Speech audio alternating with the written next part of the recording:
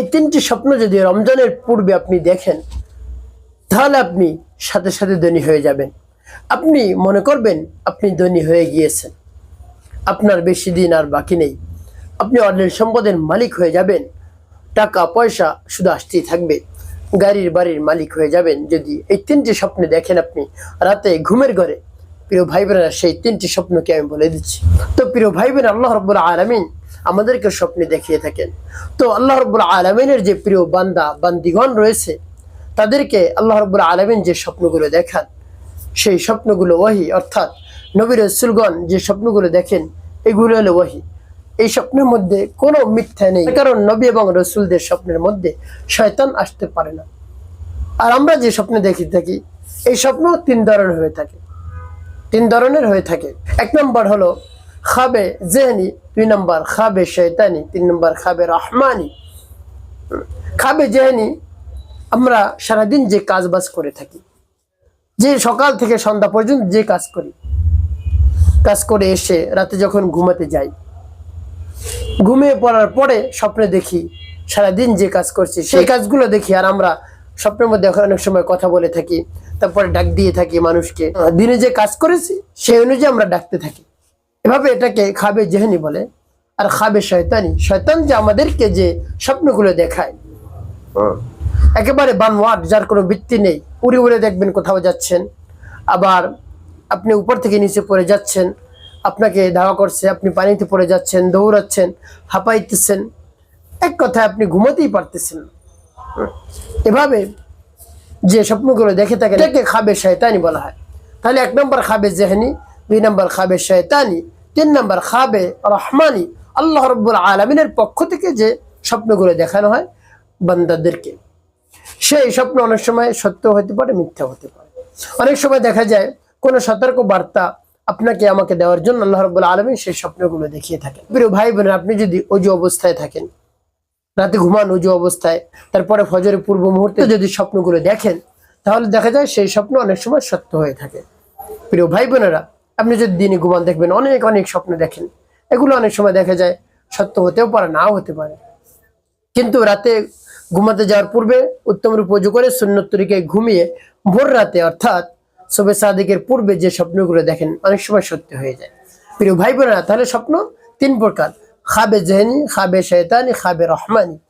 তো প্রিয় ভাই বোনেরা, আমি বলে দেব কোন তিনটে স্বপ্ন আপনি দেখলে বুঝবেন অতি দ্রুত আপনি ধনী হয়ে যাবেন, অঢেল সম্পদের মালিক হয়ে যাবেন সাথে সাথে ইনশাআল্লাহ। প্রিয় ভাই বোনেরা, এর মধ্যে এক নম্বর হলো আপনি যদি রাতে উত্তম পন্থায় ঘুমিয়ে পড়েন, অর্থাৎ সুন্নত তরিকায় ঘুমানোর পরে আপনি যে স্বপ্নে দেখেন আপনার কন্যা সন্তান জন্মগ্রহণ করেছে, আপনি স্বপ্নে দেখতেছেন আপনার একটা কন্যা সন্তান জন্মগ্রহণ করছে, তাহলে মনে করবেন দ্রুত আপনি ধনী হয়ে যাবেন। প্রিয় ভাই বোন, আমাদের সমাজে তো দেখা যায় কন্যা সন্তান জন্মগ্রহণ করলে মুখ কালো হয়ে যায়। কালো করবেন না, সবচেয়ে উত্তম আল্লাহ রাব্বুল আলামিন সেই ঘরের মধ্যে রহমত দান, বরকত দান করেন। পূর্বে যদি অভাব থাকে কন্যা সন্তান হলে সেই ঘরের মধ্যে রহমত আসে, বরকত আসে। আল্লাহর হাবিব সাল্লাল্লাহু আলাইহি ওয়াসাল্লাম কন্যা সন্তানদেরকে অত্যন্ত আদর স্নেহ করেছে। আল্লাহর হাবিব সাল্লাল্লাহু আলাইহি ওয়াসাল্লামের চারটি মাত্র কন্যা সন্তান ছিল, তাদেরকে অত্যন্ত আদর এবং স্নেহ করতেন। তাদের যখন যা দরকার আল্লাহর হাবিব সাল্লাল্লাহু আলাইহি ওয়াসাল্লাম তাদেরকে দিয়েছেন। আল্লাহর হাবিব সাল্লাল্লাহু আলাইহি ওয়াসাল্লামের চারজন পুত্র সন্তান ছিল, তারা শৈশবে ইন্তেকাল করেন। তো প্রিয় ভাই বোনের, এই জন্য নবী সাল্লাল্লাহু আলাইহি ওয়াসাল্লাম কন্যা সন্তানদেরকে অত্যন্ত আদর স্নেহ করতেন। আমাদেরকেও করতে হবে। আল্লাহ হাবিব সাল্লাল্লাহু আলাইহি ওয়াসাল্লামের আদর্শের সাথে আমার আদর্শ মিলে যাবে। আর যদি কন্যা সন্তান হওয়ার পর আপনার মুখ কালো হয়ে যায় তাহলে সেটা ভালো লক্ষণ না। তার কারণ তাহলে আপনি রহমত বরকত পাবেন না।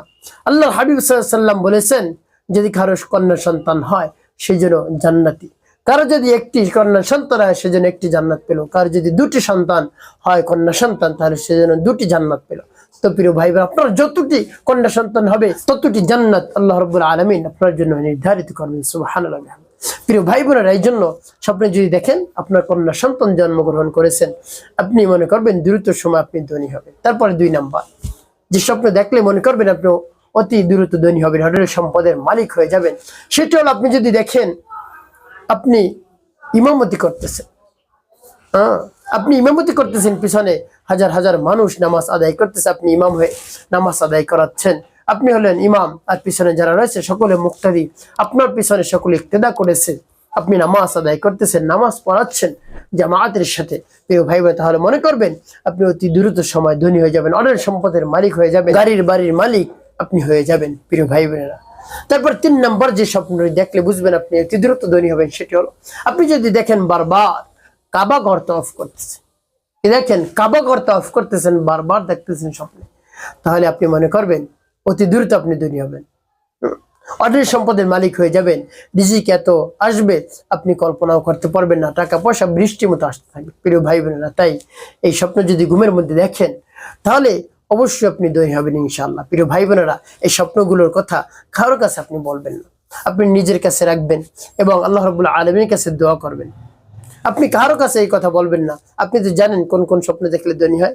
আপনি কারোর কাছে না বলে আল্লাহ রাব্বুল আলামিনের কাছে নামাজ আদায় করে দোয়া করবেন, আপনি অনেক সম্পদের মালিক হয়ে যাবেন ইনশাআল্লাহ। প্রিয় ভাই বোনের, একটি কাজ করতে হবে, 5 ওয়াক্ত নামাজ আপনাকে আদায় করতে হবে, মানুষের কল্যাণে খেদমতে কাজ করবেন, অবশ্যই আপনার জীবন হবে সুখময় এবং শান্তিপূর্ণ ইনশাআল্লাহ।